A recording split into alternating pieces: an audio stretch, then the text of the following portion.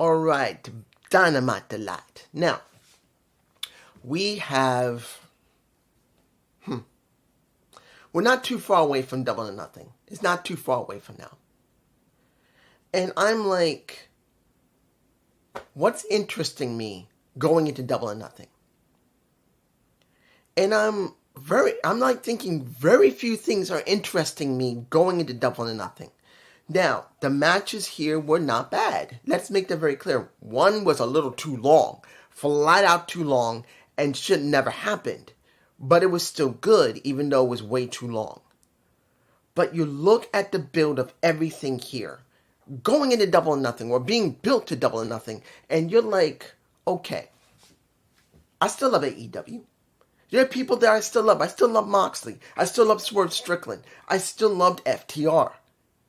But what is interesting me going into Double or Nothing with FTR, with Moxley, with Swerve Strickland, hell, Samoa Joe's always been one of my favorite wrestlers. There is no way that you will ever convince me that Samoa Joe is one hell of a great wrestler, that he could wrestle, he can talk, he's got charisma out the ass. The boys got it all, and I still get very angry. A little side tangent before we get on to the review. I remember when Joe went into WWE before it changed, and Vince was still running it. And you had an opportunity, Vince, you stupid bitch, to make a rival Samoan family or family member, because Samoa Joe is Samoan. His family, surprisingly, are dancers. They're not wrestlers originally. Joe's the only one that did dancing. If you saw his documentary when he was in WWE, he was with his mother who had, unfortunately, it looks like she had throat cancer and she had a hole in her throat. But the thing is that his families were known to be dancers, but he chose to go into wrestling. And you had an opportunity to make a rivalry between Samoa Joe and Roman Reigns, one from one family, even if they weren't into wrestling, against the family that has been known to be in wrestling, an outsider that proved himself to be one hell of a badass, and either you could have let him join the bloodline, no. You could have had a feud with him properly, no. What did Vince do? If you guys remember when this happened, if you remember what happened, they had one interaction, Samoa Joe and Roman Reigns. And what happened? You know what happened. Joe got his ass clock cleaned. And I know I'm saying ass clock. He got his clock cleaned. And then they did nothing with him. Nothing. And particularly when he had to go on the commentary, which, boy, Joe, when he retires from wrestling, can be one hell of a commentator, just like Taz is. Because when he was talking about the Glasgow kiss from a Drew McIntyre, you know, let me give you a kiss. Joe will run the remaining years of his time in wrestling in commentary. Wherever he is, he will be considered the premier color commentator. That is how good Joe is. And they did nothing with him. But understand, at this point, me just talking for more than a minute or two about Samoa Joe, who did great in Ring of Honor, which I didn't really see much of. Then I seen him in Impact Wrestling TNA, which I know he did so fucking well in. Didn't get a chance to do much in WWE because they didn't do anything with him, except when he went to commentary, when he did great there, but then they fired his ass. Then he went a little bit into Impact a little bit, but really went straight to AEW. Really went to AEW. Briefly was seen in Impact, I believe, if I'm remembering correctly, unless he was doing Ring of Honor before it got taken over by AEW, or he was working the indies. But then, I see him now. The opening with the Ops. I don't care. Guys, understand, I still love Joe. I love Joe. I love Samoa Joe. The guy is a great wrestler. But when I saw what they were doing with him with the ops. I'm like, what are we really getting with the ops with Hook and Shibata? What are we really getting? Yes, we could get the trios titles, but they're the lowest tier title. You got the main title, the TNT title. Well, the main title is supposed to be the tag titles, but it's not, because it's the main title, the TNT title, then you got the tag titles, which is not. The trios seem to be the one they went to, then the tag titles, and then anything under that. And then we see Joe with the tag titles now with Hobbs and Shibata because Hook's not there. And I'm like, yes, he choked out Mox, but I'm not interested. This segment that he did with Master P. Now, let's make this very clear. Compared to Travis Scott, let's make this very clear. You got, and this, I got to say this. This was a reaction. Bringing in Master P. Let's make this clear. Master P was a reaction because of Travis Scott being used not once in one night in WrestleMania, but twice he was used. Twice he was used. No, not twice. I'm sorry. I'm thinking about Elimination Chamber, and then we got Night 2. Because let's make this clear. No one really cares about Travis Scott, who is a real, honest-to-goodness, hardcore wrestling fan. What does Travis Scott has to do with pro wrestling? Yeah, he may love pro wrestling, but he's not a Bad Bunny. He's not a Logan Paul. He's none of them. And the way he acted when he was in Elimination Chamber was bullshit. He acted like he was fucking drunk and either smoking a blunt or vaping. And then perforates a Cody Rhodes ear. He should have not been the one to come out. It should have been The Rock. But look what AEW decided to do. Because of what happened with Travis Scott now being in 2 pay-per-views, they decide, well, we can get ourselves a rapper who's better than him, who's a little more cleaner than him. So what do we get? We get an older rapper who's probably around my age, because I'll be 54 this year. And they bring out Master P. Now, I'm not taking anything from Master P. I don't really remember how much he did in rap, because I'm not really into hip-hop and rap much. Very little I did back in the 90s. I cared about it. I cared about house, trance music, and some rhythm and blues once in a while, but that's my style. But I know I did hear of him, but I wasn't listening to his music much. But I know he was a well-known rapper back in the 90s. But they decided to drag him out, where really the only thing he does now is trying to help New Orleans and help being a coach. And mind you, he's better than Travis Scott. At least is clean at this point. He's trying to use his influence to mean something in New Orleans, but you're bringing in Travis Scott in the hopes to compensate that, WWE, as they're thinking, not TKO WWE, because there is no WWE. TKO doing what they did, we can do this and we can have someone a little bit better. And seeing that they're trying to do charity stuff and promoting his charity and what he does for kids in the inner city in New Orleans is a little better, but what does that mean? Does it really give AEW something better? Honestly, does it really give AEW something better? Now, I know Travis Scott is not really liked right now by the wrestling community, but I'm asking you honestly, what is the difference between Travis Scott and Master P? Nothing. Because taking nothing away from either one of them working their asses off, becoming rappers, they don't help the shows. So we see this. And then we see... Let me give it to you like this. Once the fighting happens and the beatdowns happen, and the Elite comes out, and Swerve comes out, and Kenny Omega comes out, what did I really get? Do I believe Swerve is going after Mox again? No. Because he's in the Owen Hart tournament, if I remember correctly. He's still in the tournament. Do I actually care about Kenny? No. Because what is Kenny really doing right now?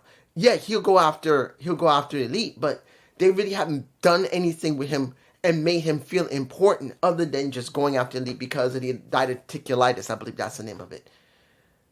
No, it's about Samoa Joe, who is the leader of the Ops, which is now having Hobbs there instead of a Hook. And he makes it very clear, I'm coming for you. But then you see Swerve looking at Samoa Joe doing that, and you think, okay, he's going to go after him when it should still be Swerve, because if you heard everyone screaming, whose house? Swerve's house. So now it's like, I said it last time that since Samoa Joe choked him out, it should be Joe. But then you see Swerve. And to be honest, let's make this very clear. Moxley should have dropped the title to Swerve. And then you could have Swerve go up against a Samoa Joe instead of Samoa Joe going up against Jon Moxley. That would make a little more sense because at least you'll be going away from the storyline of seeing Marina Shafir having to grab Moxley and drag him out of the ring made me like, really? I'm like, you couldn't have Claudio Castagnoli do it? And I'm like, what? I don't know. Maybe it's me. I don't know. You guys tell me how you feel below. Let's go to the first match. Ricochet versus a Mark Briscoe. What is Ricochet doing now? After the story with Swerve Strickland, he was here. Now he's here because he's working with Mark Briscoe. And understand, I really like Mark Briscoe. Because as I said more than a few times over the last couple of years, particularly when Jay passed away, why don't you do something with Mark Briscoe? He is really over right now. Yes, it is because of the death of his brother. People want to see Mark get somewhere. And instead of Tony actually pushing him on the main roster, he pushed him on ROH. Instead of letting him have the TNT title when you needed someone to do the TNT title, you did not. You left Mark to work in ROH where he shouldn't have, because he should have been on the main roster and he should have gone for the TNT title and he could have won it. And you could have done something with Collision because you got Mark Briscoe on Collision, and as charismatic as he is, he could have actually helped that brand, which legitimately now I've already missed 2 episodes of Collision. I haven't watched because there's nothing there for me. I am bored with Collision. And I know that Jesse does Collision Corner, but I'm not doing it. So I have no interest in doing Collision. Nobody's saying, dude, you need to do Collision because it's great. It doesn't feel great. It feels like just matches. There's no really good stories there. And this was a great match between both of them. Seeing Mark smacking that bald head of Ricochet was funny, but it's not enough. I want to see more with Ricochet, but we didn't get that. What did we get? We pretty much got Mark winning. Clean. Then he gets beaten down after that. Then you get the scissors taken out. And then you see the Jet, Kevin Knight, come out to try and stop him. And I'm like, are you going to put Kevin Knight up against Ricochet now? With no storyline or anything? Is that what we're going to do? Now understand, I know that Kevin Knight, and I've seen Kevin Knight in Impact Wrestling. I know he can wrestle. I've seen him at least one episode of New Japan Pro, and he was on it. And I do believe I did see part of one of the matches he was doing because I didn't watch it very long. And he's a great wrestler. He also has, from what I can tell, a decent amount of charisma. But are we going to see a development for Kevin Knight? I don't think so. We're just going to get straight matches. And that's annoying. Even if they're saying he is the next great thing in AEW, if you don't book him to feel like it, why the hell am I going to care? Remember, as I've told you guys, it makes no damn difference what he did in TNA, Impact Wrestling, New Japan Pro Strong, or anywhere else beforehand. It counts on what you do with him when you got him in the damn company. If you don't book him right, his reputation outside is not going to mean anything. It's just going to piss people off because as great as he's been booked somewhere else, if you're not willing to book him to make him feel important, other than just doing a match fest, why do you care? Moving on. Next match. The Bucks versus Speedball Mike Bailey and Kevin Knight. Here's a problem. The way it looks, because of what happened with FTR, and I'll get to that after this, when it comes to Stokely Hathaway. It looks like they may try to rebuild the tag division, which has been destroyed at this point. But here's the thing. You stick Kevin Knight with Speedball, which they work together in Impact Wrestling. I've seen them work together over the last couple of years, at least a couple of times. And you stick them against the Bucks. And then worse yet, you have a long, 15, 18 minute more long match. I've lost count of how long the match was. I'm sure it was well over 15 minutes. And let's make this clear. You don't have any stories for Speedball right now. You don't have any stories for Kevin Knight right now. You decide to stick him into a tag team. Would be good. Because then you can build these guys up in the tag division, which, if you're trying to rebuild it, would be wise. Let these guys job out some people from ROH or who's in the back. No. You put them up against the damn Bucks. And then you have a very competitive match where both teams need to win. I'm like, are you seriously trying to screw things up? This is not about the match quality. Both teams did a great match. But we are talking about the first match for the Bucks since October. And then you stick two guys together who just recently came on the roster, who either one of them deserves easily to get built up. Either separately or in a tag team. And you just stuck them in a tag team. You stuck them together. And you would think, let's build them up. No. You put them in an over 15-minute competitive match where the Bucks win. And I'm like, why? And yes, I know you're going to say, dude, what about what happened with Ricochet and he screwed over Kevin Knight? I know you're going to say that. And yes, it's going to be that way. But honestly, right now, we have no tag teams that are viable. This is not about if they have any people who can wrestle. This is about tag teams that feel legitimate, or better yet, feel relevant. You don't have to be in the top of the card to feel relevant. Look at the Outrunners. They were really important. We cared about them, but where they been? We have not seen them on the main show since they jobbed to the Hurt Business. Not either one of them are hurt, which I don't think they are. As far as I know, neither one of the Net Runners, the Outrunners are hurt. And as far as I know, either they're working on Collision or they're working on ROH. They went up to here, and after the Hurt Syndicate dealt with them, they're down here. You need to keep showing tag teams. That's what people really want right now in AEW. They want to see tag teams, but they want to see tag teams that feel relevant. And the only tag team that ever felt relevant was the Outrunners. I'm just saying. Moving on. Will Ospreay and Brody King versus Josh Alexander and Kateska. I understand from what they said that there was a match on Collision and probably there was a talk between Don Callis and Josh Alexander. Why wasn't it shown here? Why didn't they show it?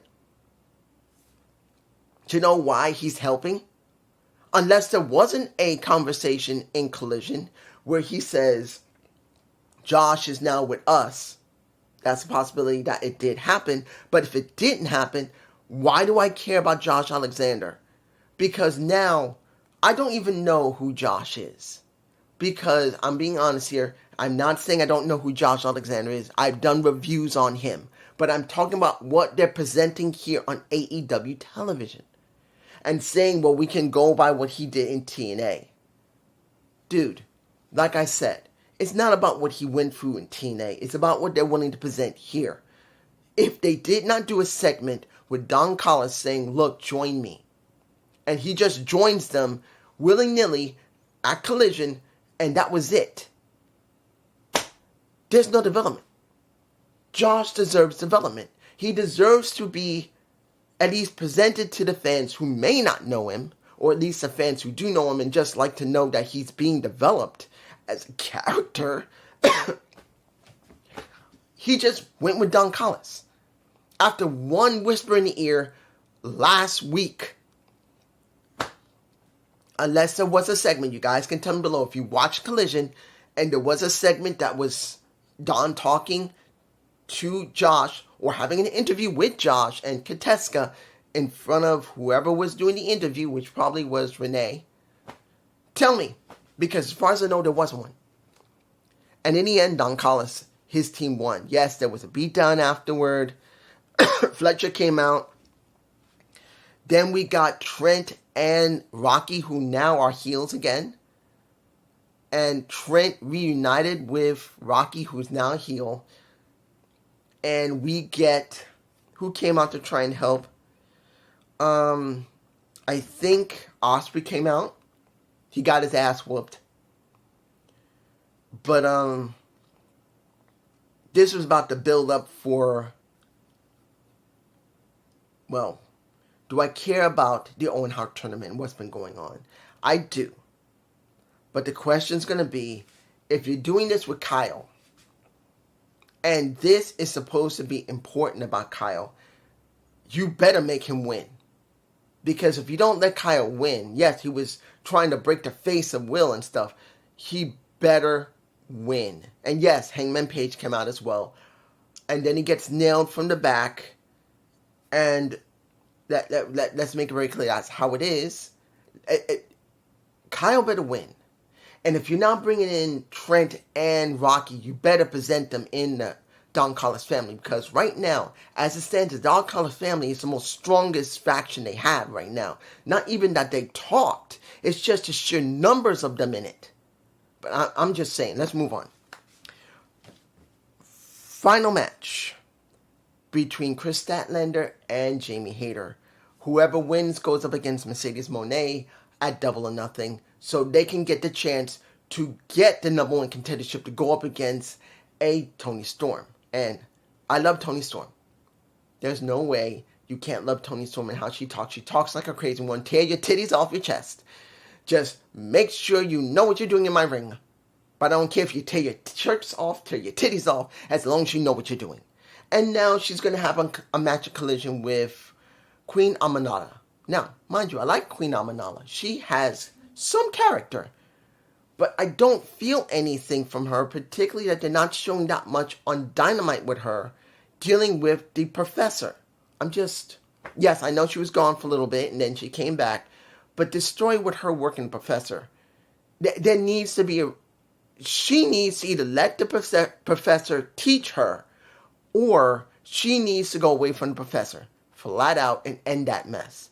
Because since this has been going on for a while, I've seen this for months. This better end, either she joins the Professor, or it just ends in a match and they just separate. I'm just saying, that's just me. You guys can tell me below if you like it or not. But the match itself, hard-hitting match, I knew it was going to be. I thought it would be Chris Statlander. I'm not going to lie. I thought it might be Chris because of the way they've been sponsoring it through Toni Storm. But no, it was Jamie Hayter who won that match.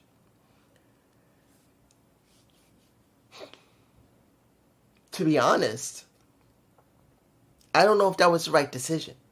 Tell me below what you think, because as far as I can tell, between the two women that we've had, only one that's had any momentum or any type of story would be Chris Statlander dealing with a Willow Nightingale, then also going through Mercedes Moné, going through Camille. And it makes more sense in that sense, because at least she has been consistently used.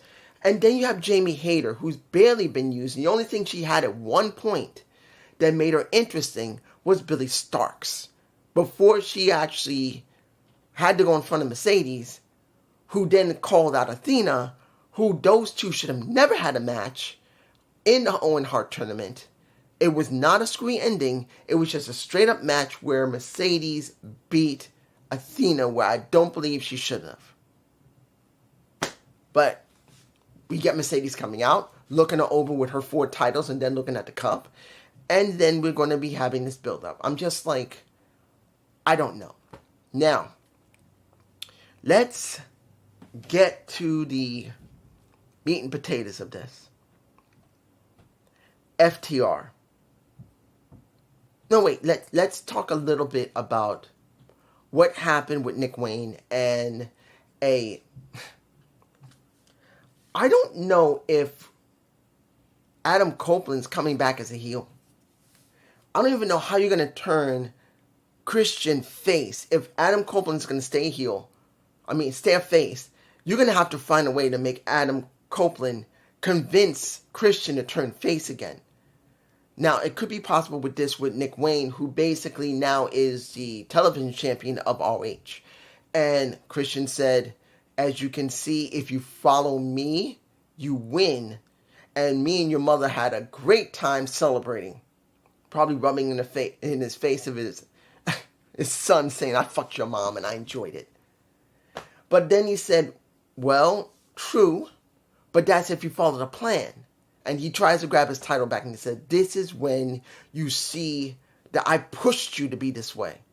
You're welcome. Here's the thing. I know that's not exactly what they said, but here's the thing. If the story between FTR and Adam is going to be in a feud, where they're the heels, Adam is the face, unless you're going to turn Adam heel, which I don't see him turning heel. Like I said, it makes no sense. You're going to have to find a way to turn Christian face. This could be the only way to do it, that Nick is going to beat him in a match for that television title, and that it's going to be Kip is going to turn against him, and it's going to have to be Mother Wayne that's going to have to turn against a Christian. You're going to have to find a way to book it correctly. I don't know if they can. I don't know if they can, because the way Christian's been built, Kip sees him as a dad. Mother Wayne sees him as her breadwinner and great loins provider. They better make it good. And I don't know if they can. Not unless you're going to build this over the next 4 or 5 months, going into All In. And it better be, because, wait a minute, how much time do we have? Because All In is in, I think, July. So it's May, June. It's only 3 months. I don't even think they can do that in 3 months. Because I'm sure the FTR wants to have a moment at All In. And if they're going to have it with Christian and with Adam, they're going to have to do it within about a month. To be able to make the story mean something over the remaining 2 months. I'm just saying. Because we're almost in May. And let's go to FTR with Stoffi. Let me give it to you like this. What are we getting with Stoffi Hathaway? I know I'm mispronouncing his name. I'm like, FTR doesn't need a mouthpiece. I actually don't. Because both of them can talk very well. I don't know why they put Cash Wheeler and Dax Hardwood with a mouthpiece.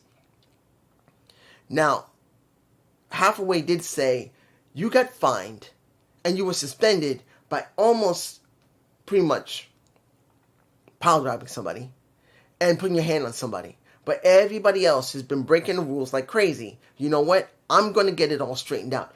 You're getting your money back. And it will be expunged from your record that you were suspended. Anything that's going to be done is going to go through me. And that was when Tony Schiavone got in the ring. And he was talking with them. And they're trying to explain why they tried to be nice to Daniel Garcia. But he screwed them. And they're not going to be kind to anybody anymore, because they were giving to everybody else, like Adam, like Daniel. They're done with it. And they called out the Rock and Roll Express because they were there. And they called them to the ring. And as far as I remember, one of the Rock and Roll Express, Ricky is still wrestling with his son, and I believe that's, I think he's still wrestling with his son. I don't know if he's still wrestling. As far as I know, in NWA, his son is still there. And I think he's working with him, either as manager or he's wrestling a little bit. But we get this segment where Dax is over-talking them, asking them questions, trying to stop them. And then it's Ricky that says, no. You're not disrespecting me and my partner. That's not going to get done. You don't do that to us. You say that we're legends, that we're respectful. And now Stoffi had a shirt that says Living Legends, FTR. The thing that gets me is that they decide to use the Rock and Roll Express and screw over the Rock and Roll Express to pretty much get the Undisputed Kingdom, or no, Undisputed, to go after them. And I'm like, really? So Undisputed comes out. You get all members of them coming out. And I'm like, okay, what are they doing with Undisputed? What are they going to be doing with Strong, with Kyle O'Reilly, and is Adam Cole even going to be involved in it? As far as I know, they're going to have a match on this Collision. But does that mean it means anything? No. So I don't know what they're going to be doing with FTR. I think FTR has enough character to really do something, but they got to have a tag team division to do it in. And with the Bucks back, do I believe they're going to rebuild it? I don't know. The entire division's a mess. They have almost no wrestlers they show on TV. They show trios the majority of time. And what few tag teams they had, that was like Top Flight, that was like, I forgot what the, Leo Rush and Action Andretti, can't remember what they call that team. I don't remember.